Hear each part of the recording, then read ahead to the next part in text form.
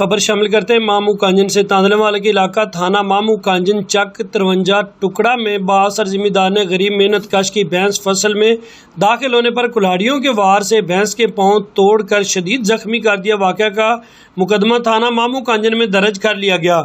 تاندلے والے کے علاقہ مامو کانجن کے چک 53 ٹکڑا میں بااثر ذمہ دار نے بے رحمی کی انتہا کر دی۔ محنت کش محمد امین کی بھینس اچانک فصل میں داخل ہوگی۔ بااثر ذمہ دار اکرام نے ساتھی کے ہمراہ کلاڑی سے بھینس کے پاؤں زخمی کر کے توڑ دیے۔